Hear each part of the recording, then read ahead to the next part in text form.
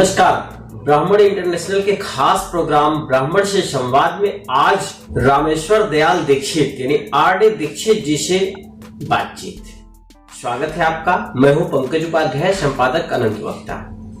आज बात करेंगे ब्राह्मण, ब्राह्मणत्व और राष्ट्रवाद, तीनों की रक्षा 85 वर्ष के बुजुर्ग के कंधे पर कैसे। स्वागत है हमारे कार्यक्रम ब्राह्मण से संवाद में दीक्षित जी आपका। नमस्कार दीक्षित जी, हमारे दर्शकों को बताइए, आपने अब तक ब्राह्मण को, ब्राह्मणत्व को बचाने के लिए और उन्हें नई दिशा मिले इसके लिए किस तरीके से संघर्ष किया और यहाँ तक पहुंचे, क्या है? सबसे पहले जी, मेरे मन में, मेरे गांव में बुजुर्ग लोगों से बात करने पर यही लगता था कि ब्राह्मण आगे बढ़ने वाला ही है, दूसरी और कोई जात आगे नहीं बढ़ पाती थी। लेकिन हम लोग ये कहते थे कि सब लोगों को बढ़ना ही है, ब्राह्मण को तो बढ़ना ही है। मैं अपना परिचय बता दूं। जी, पहले कर। मैं रहने वाला घाटमपुर के पास जहांगीराबाद है, पतारा जहांगीराबाद। उससे 1-1.5 मील पश्चिम की तरफ मेरा गांव है बल्हापारा खोजे। कला भी है, हाँ, कानपुर भी है। उसमें खुद ब्राह्मणों का है और कला जो है वो ठाकुरों की बचती है। अच्छा, बहुत अच्छा। आप कानपुर से दिल्ली कब आए? दिल्ली चले, हम आए वहाँ से करीब 57 में दिल्ली आप आ गए। दिल्ली आके आप लोगों ने कानिकुब्ज बोर्ड का गठन किया। हाँ, कानपुर बोर्ड का वो चल रहा था। BMSD higher secondary school parade पर था। मैं एक बार में गया तो वहाँ मीटिंग चल रही थी जी। तो मीटिंग मैंने अटेंड की और मैंने जब कुछ कहा तो लोगों ने कहा कि यार तुमको जरूर रहना चाहिए। हमने कहा रहेंगे। वहाँ से हम लोग चले, एक मीटिंग हुई हमारी कृष्णा नगर में, दिल्ली। ये कब की बात है? ये करीब 70 की बात है, 70 या 69। उसमें मैं भी इन्वाइट किया गया जी। तो वहाँ हमको मिल गए मिश्रा जी, कीर्ति नगर वाले। अरे प्रभाकर मिश्रा जी हमको मिल गए जी।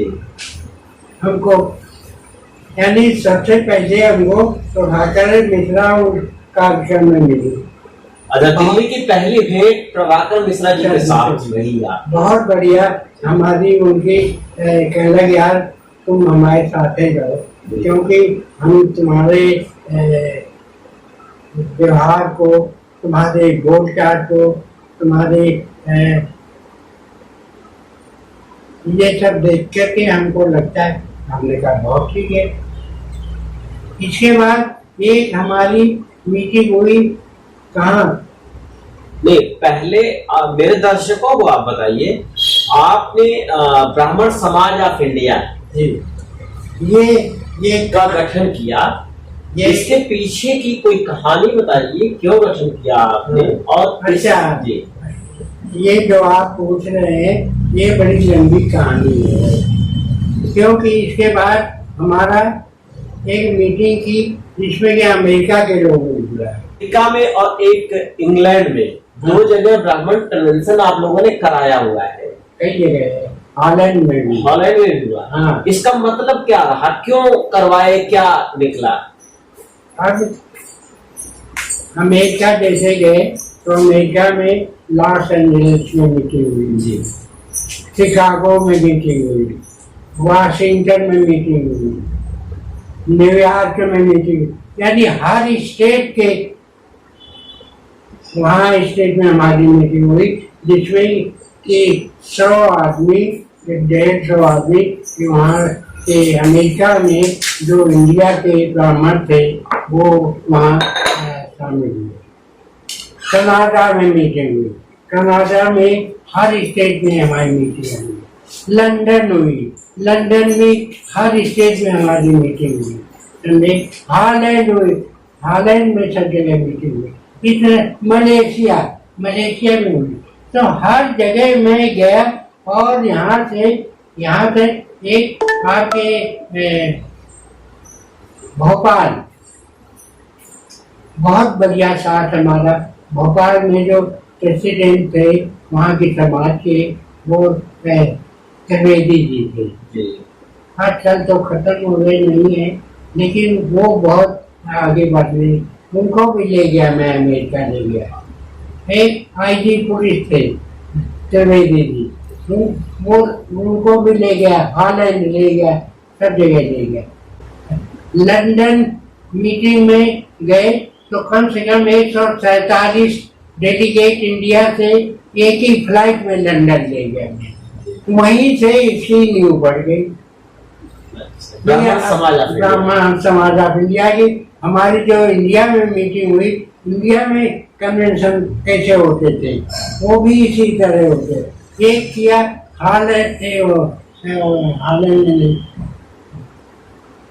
हैदराबाद में किया मीटिंग, एक कलकत्ते में किया, एक बम्बई में किया, एक जयपुर में किया, इस तरह से एक भोपाल में किया। आपके संगठन को लोग कहते हैं 5 स्टार संगठन है, संपन्न ब्राह्मणों का संगठन है। ये सिर्फ ये हमारे मन में आया कि अगर अमेरिका के लोग होटल में 5 स्टार होटल में कर सकते हैं, मैं क्यों नहीं कर सकता। तो उसी के देखते हुए हमने एक मीटिंग की अशोका होटल में। अशोका होटल में 5 स्टार होटल है। अशोका होटल में रहने का इंतजाम, खाने पीने का इंतजाम होटल में जैसे हुआ, तो वो वहाँ इस तरह से हमने होटल में किया। होटल की प्रथा डाली हमने, लोगों ने उसको सराहा। हमारे यहाँ जो चीफ कमिश्नर थे या चीफ सेक्रेटरी थे या IAS IPS अफसर थे, ये सब शामिल होने लगे।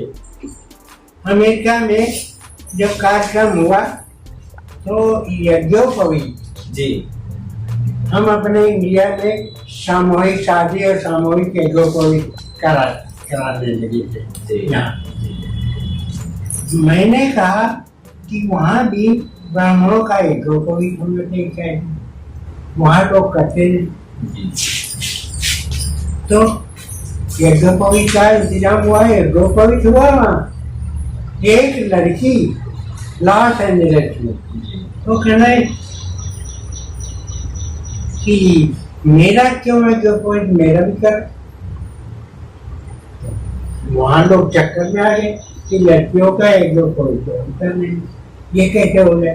उसमें वो बिगड़ गई, वो नाराज हो गई, कहा कि नहीं, वो ये किस पंडित ने कहा आपने।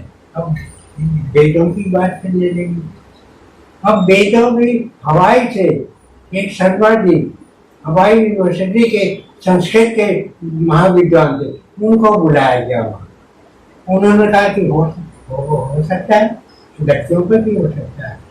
उनको रखा गया वहाँ, जो कोई लड़की का भी किया गया। तो ये प्रथा इस तरह से चलने लगी और ब्राह्मणों के हित के कार्यक्रम को बढ़ावा दिया गया। अमेरिका हो या हॉलैंड हो या लंदन हो या दिल्ली हो, सब जगह एक जैसा समान व्यवहार होने लगा। आपके नेतृत्व में ब्राह्मण संगठन इस ऊंचाई पे पहुंचा। आपके संगठन द्वारा ब्राह्मणों का किस प्रकार से हित किया गया, कुछ एक उदाहरण बताएं। ये तो सबके एकत्रित करने का तरीका देखा गया जी। तो तरीका ये देखा गया, मैंने जो देखा कि जब तक एक सब स्टेट वाइज मीटिंग नहीं बुलाएंगे तब तक आगे नहीं बढ़ सकते। तो उसी तरह से एक मीटिंग मैंने बुलाई जबलपुर में, एक मीटिंग मैंने बुलाई कहाँ, बॉम्बे में, एक मीटिंग बुलाई मैंने हैदराबाद में, एक मीटिंग मैंने बुलाई इंदौर में, एक मीटिंग बुलाई जयपुर में, एक मीटिंग बुलाई कानपुर में। यानी ब्राह्मणों को संगठित करने का ये अनोखा प्रयास है। ऐसा नहीं, अब जैसे कानपुर में बुलाया गया तो कानपुर में उन्नाव कमला वो है पार्क, वहाँ मीटिंग बड़ी बड़ी हाई लेवल की। उसके बाद एक उन्नाव मीटिंग बुलाई गई जहाँ 6 लाख ब्राह्मण इकट्ठा हुए। उसके बाद एक मीटिंग बुलाई रीवा में, 3 लाख आदमी इकट्ठा होगा, मैं उसका चीफ गेस्ट था। तो इस तरह से सारे हिंदुस्तान में जगह जगह ये बात फैली, लोग इकट्ठा होने लगे और एक आगे बढ़ करके काम करने के लिए सब संगठित हुए। वहाँ भी जब भी ये कश्मीर का चला एसटी वाला और ये कश्मीर से हिंदुओं का ब्राह्मणों का पलायन हुआ तो उसमें हम आगे बढ़ करके धरना दिया जाके पार्लियामेंट स्पीच में हम धरना दिए और अपने को अरेस्ट कराया, समझे। और तो वहाँ से भी ये हमारी अमेरिका में स्पीच हमारी लोगों ने सुनी, सब बड़े लोग प्रभावित हुए कि यार इस तरह के काम ये पॉलिटिकल लाइन में भी गए और हर लाइन में जा रहे, तो खुद ही सब आपस में मिलने लगे। आज युवाओं के लिए आप क्या संदेश देंगे, कैसे आगे बढ़े? अभी आप जो पूछ रहे थे हम उसी चीज को कह रहे हैं जी कि सबसे पहले हमारे देश में युवा किस किस मद में आगे बढ़े। IPS वहाँ तो आरक्षण है, वहाँ आरक्षण है, IPS हो गए, IRS हो गए, ये सारी राजकीय व्यवस्था है उसमें तो आरक्षण ने पीट दिया है सवर्ण प्रतिभाओं को, ब्राह्मण प्रतिभाओं को। ऐसे में जब सरकारी सहयोग न मिले तो फिर ब्राह्मण क्या करे, कैसे मजबूत अपने आप को स्थापित करे? कि कम से कम राजनीति में जाओ, राजनीति ही में तो आप आगे बढ़ पाओगे। और अगर आप अपने बच्चों को राजनीति में दे रहे हो तो आगे वो बढ़ेंगे। यानी आपका कहना है कि राजनीति में जरूर जाए, हमारा हर परिवार का एक बच्चा राजनीतिज्ञ हो।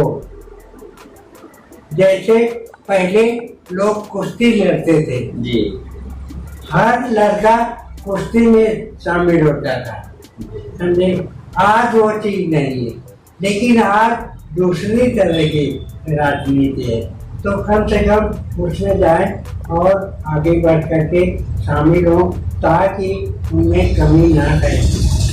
हमारे साथ आपने बातचीत किया, आपका बहुत बहुत धन्यवाद। जी से दीक्षित जी की उम्र 85 प्लस है, जज्बा आप देख रहे हैं, आप समझ रहे हैं। पूरी दुनिया के ब्राह्मणों को एक करने में कोई कोर कसर नहीं किया है, आपने खूब मेहनत किया है। इसका नतीजा है कान्यकुब्ज ब्राह्मण ही नहीं, ब्राह्मण समाज ऑफ इंडिया, ब्राह्मण समाज बना जिससे ब्राह्मणों में एकजुटता आई और इस कदर एकजुटता आई कि अब लोग मानने लगे हैं, चाहे उत्तर प्रदेश की राजनीतिक पार्टियां हो या देश, लोग मानने लगे हैं कि ब्राह्मण अब वोट बैंक है। बने रहिए हमारे साथ। एक बात और, कोरोना संक्रमण काल में बहुत ध्यान से